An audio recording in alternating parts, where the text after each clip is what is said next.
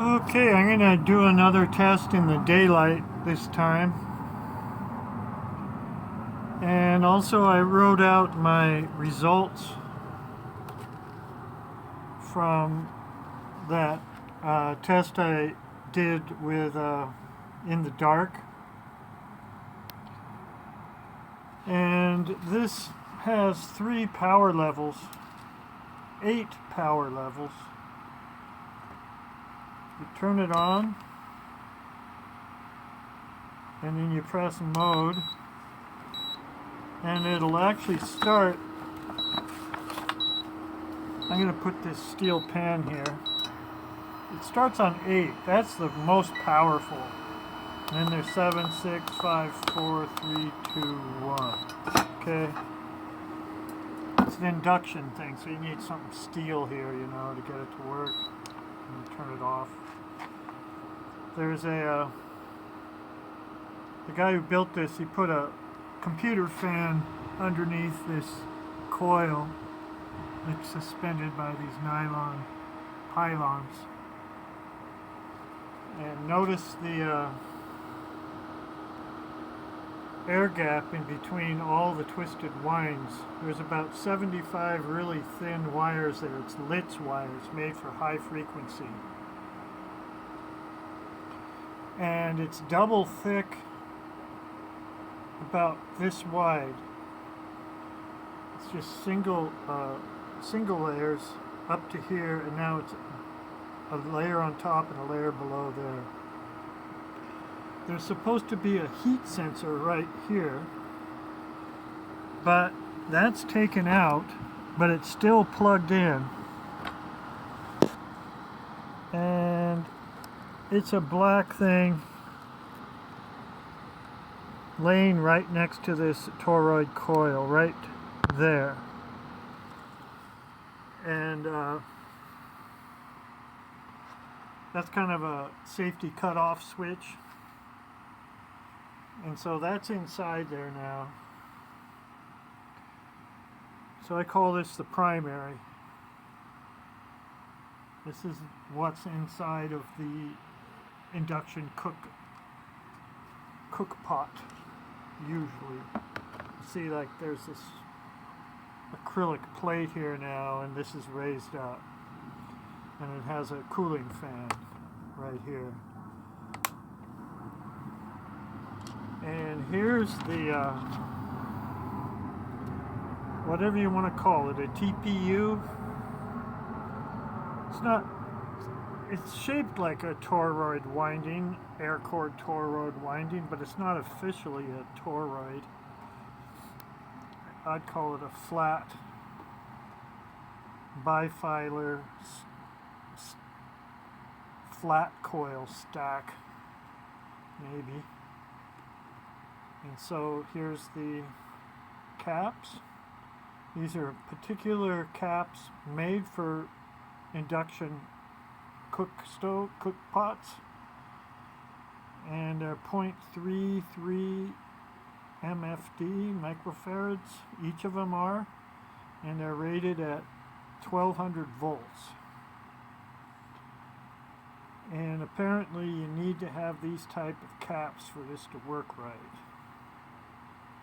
Now this over here, this is like a 75 to 100 watt appliance bulb, and this is attached to this black coil, flat coil on the bottom, which is monofilar. It's in parallel. The leads of this bottom black spiral coil have these 2 caps, which are in parallel to the leads. And then there's this cap, light bulb. And this is supposed to create an imbalance. And having this light on will make this thing start up and go. But I have not got this to work. And but I saw the guy who had this before me, and he could get it to work. But this probably has something to do with this sensor down here, when it got shipped, it got moved around. When I got it, it was over here on top of this heat sink. And then the guy I bought it from, he said, no, get it up over here. So I moved it all around. It just haven't got it to work. But, so what you do instead, now Dean did this in his judging thing he did about 12 years ago. You have a steel metal plate here, and then you put the coil on top, and then you start it up, then you pull out the plate. But I got this steel cook pot, and so I can get this going by turning it on and then quickly putting this thing on there, taking this off and then putting this on, okay? But it doesn't work all the time. I need to make a steel plate, so this is how everything's kind of working. And so here's 500, 500, 500, 500 watts halogen bulbs all in parallel. I have the voltage over here. It's in AC 750 volts. And I ordered an analog voltmeter that goes to 1,000 volts, so we'll get some better readings. But right now, this is all I got for voltage. The voltage is taken right across here, right across the load, what the voltage is across the load. And I got an analog ammeter that goes to 30 amps, and you'll see it'll be about 5, 6, or 7 amps going in with an analog, which more or less measures heat. And these things get hot. These supposedly 1200 degrees Fahrenheit, one of these bulbs, when it's at full brightness, full power. And there's two types of power being made. These things are really bright. So there's the light we get, and then there's the heat we get. So all I can be measuring now is the heat. And so that's pretty much what an analog meter does. It kind of measures with a resistor in there the heat, more or less. So between this and this, we can get the watts that are going into there. Now this is at 24 kilohertz. The input is coming at 60 hertz. You see, it's drawing 380 milliamps just sitting there running. And and this is 60 hertz. So this meter measuring the amperage going in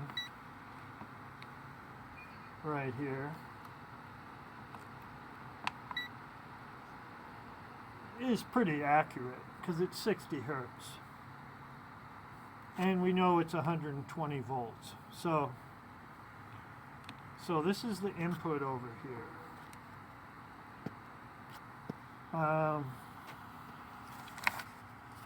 And I'm going to show you the results of that test.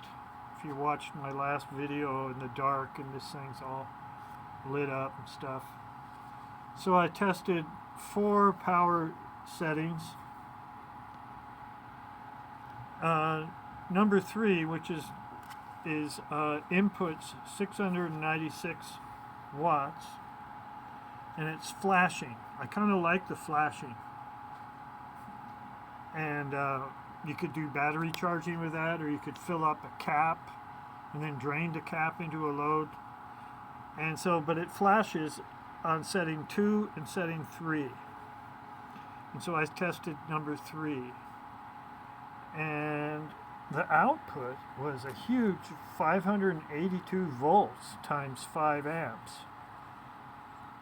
And that's the watts.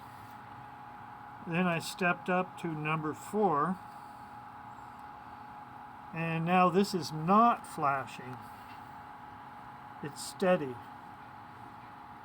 And it's about the same watts, but this is flashing and this isn't. So this is going to consume about half the watts considering how long it flashes.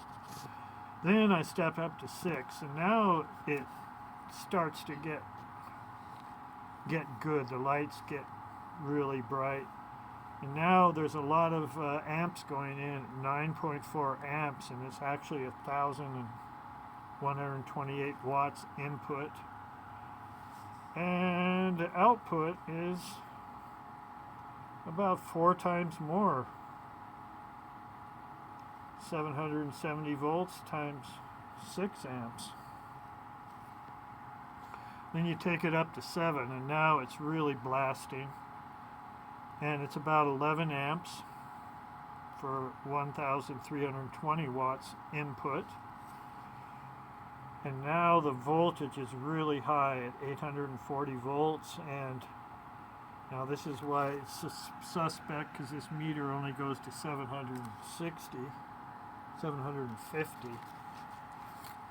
So anyways, I ordered an analog meter that goes to 1,000 volts. So this is and this is 7 amps input coming in here, and so now we got almost 6,000 watts, but 5,800. And again, everything's about times 4. A little bit, 4.2 maybe, more output than input. So here's the results. On level 3, it's pulsing, and there's the watts in, the watts out. That's a pretty big margin of over unity. I'm kind of happy about it. And again, there's we're just measuring the heat, more or less. We're measuring the watts going in to light up these bulbs, but the lights themselves are some energy, practical energy. So if you have like a tomato farm or something indoors in cold weather, this is like, oh, you got a heater and you got lights to grow all your plants. Example.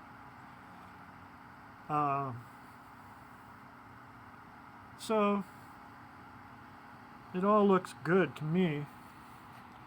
Only thing I don't like is it's hard to start right now. And I'll bet you this guy who sells these up in Canada, Willie Filsinger, I'll bet you he sells them, and people say, I can't get it started, and they get all pissed off, and he gets all pissed off. So, but I can get it started. And I use this big pan and then quickly put that on, but it takes me maybe 10 tries. So I need to get a sheet of metal, thin sheet of metal, put it here, and then I could slide it out. Okay, I'm not going to show myself getting it started. I'm going to pause the camera, because I need both hands, so hold on a sec. Okay, it took me about 5 tries, but I got it going. Now, I'm in level 6 right now, and let's compare and see if everything is the same as before. Level 6, it said 770 volts and 6 amps going into those lights. So it looks about right, about 6, a little bit above half. And we have 780 volts, so we have like 10 more volts than before. Okay. So that's good. And what do we got going in? 9.28. We have a little less going in than before. Number 6, it's 9.4 amps, and this is 60 hertz. I trust this. It's in AC amps, 20 amps, and 120 volts. So here we go. So this is what you're seeing right now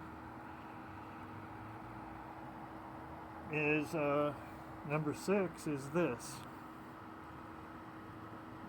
You're seeing 1,128 about watts in, 4,620 watts out. When you make more output than input, they like to call it over unity, because over unity would be the same. So let's turn this down to, I'm going to turn it down to number 2. Last night I did this, I didn't film it last night. Now the lights are getting dimmer. Now see, now here's this pulsing thing that happens. Boom. Now there's nothing going in, and then boom, 580 volts. Boom, 580 something volts. And here's this, boom, about 5 amps going into the lights, but see how it initially goes up more, bounces up, but it steadies out about 5, so I'd say it's about 5 or 6 amps with that lurch upwards. Okay, now let's count when it turns on. 1 Mississippi, 2 Mississippi, 3 Mississippi. 3 seconds on. Now 1 Mississippi, 2 Mississippi, 3 Mississippi, 4 Mississippi. About 3 seconds on, 4 seconds off. Let's say it's just 50-50. So that's nice. Now there's no heat down here coming out, and did I show it's 5.8? Also, this is about 100 watts or so, but maybe only 50, whatever. I was talking to someone today, and they said he did this a few years ago. He explored this, and he said he got the same thing, about 4 times over unity, so that's good. And he said you take this off once it gets going, but the guy I bought this from said, no, just leave it on, doesn't matter. So I just leave it on, just a little bit extra. So I'll turn it up to 3, just for the fun of it. Power level going up to 3.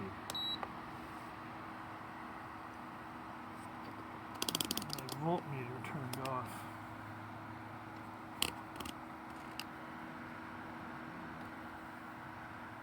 Okay, power level 3. It's still about 580, 590 volts, a little bit more volts now. The ammeter, it's a little bit under 5, I'd say, but it shoots up to about 7 or 8 for just a split second, and then bounces down steady. This is what the pulsing is like. And here it should be like about 5.8, and it is. And I tested 3 before, and it's still the same. It's consistent. 578 I had in the dark, and then my last video, and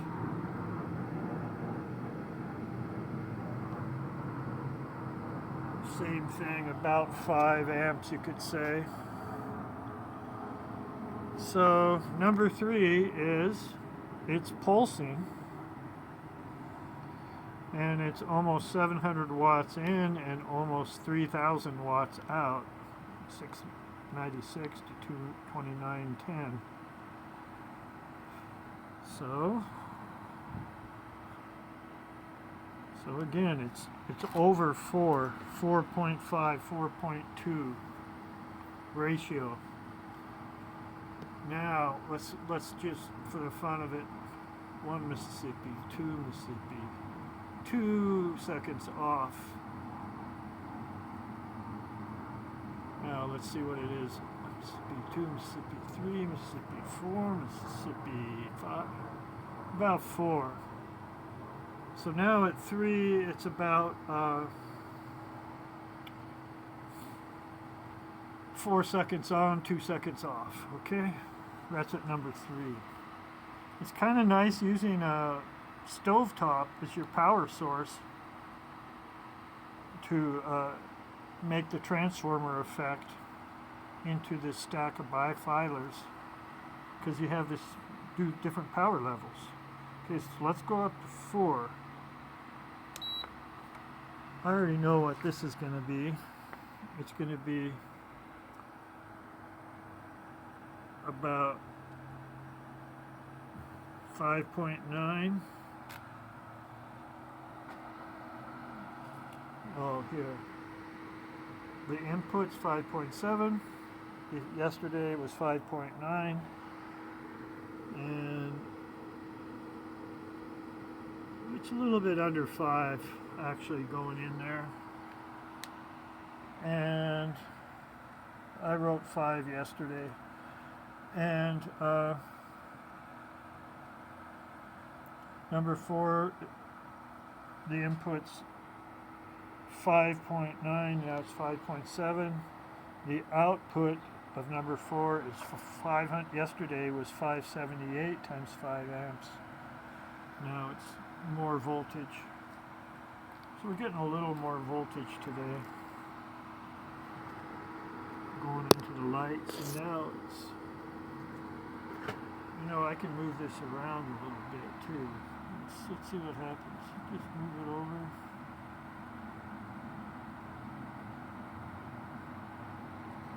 Okay, I don't want to mess with that. Okay, so everything is about the same. Let's do number 5, because I didn't do that before.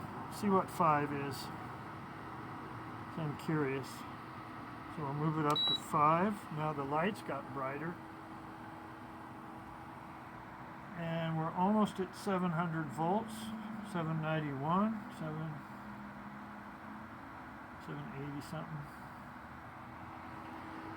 And now it looks like exactly 5 right in the middle between 0 and 10 on the analog meter. So this is what's going in there, going into the lights. Wow, and this is steady now. There's no more pulsing. Once you get up to level 4, there's no more pulsing. So now we got 7.4 amps and 120 volts is the input. And almost 700 volts and 5 amps is the output. And remember, we have 2 sources of power, if you want to call lights power. And that's the lights themselves are super bright, and then the heat going in there. Also, the guy who builds and sells these, Willie Filsinger in Canada, he has one video where he puts these underwater, and they work good underwater. He could stick his fingers in there and everything. And so you could have these as water heaters. You could have this as a water heater, like a pulsing thing too. So, or you could have these as a regular home induction heater and have a fan blow it around, whatever you want to do, whatever. So let's see, I think that's about all. I'm going to take it way up to 7, show you what happens up at 7. 7. Whoa, these are so bright.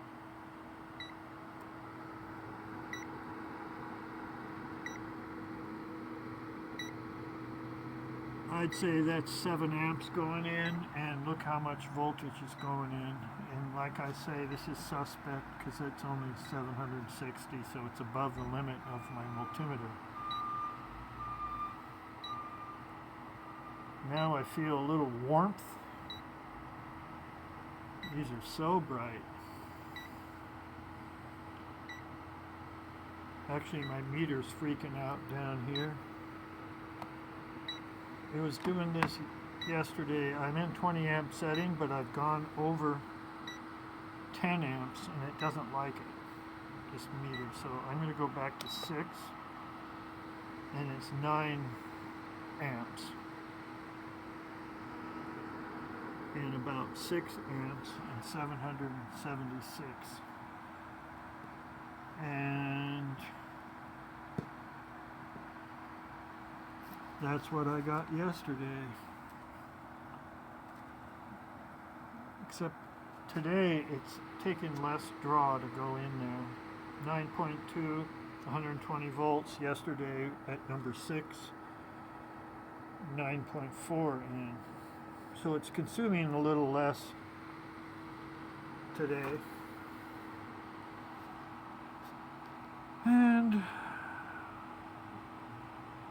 I guess that's about it. I can't think of anything else more to say.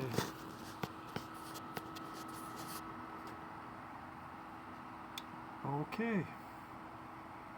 Thanks for watching.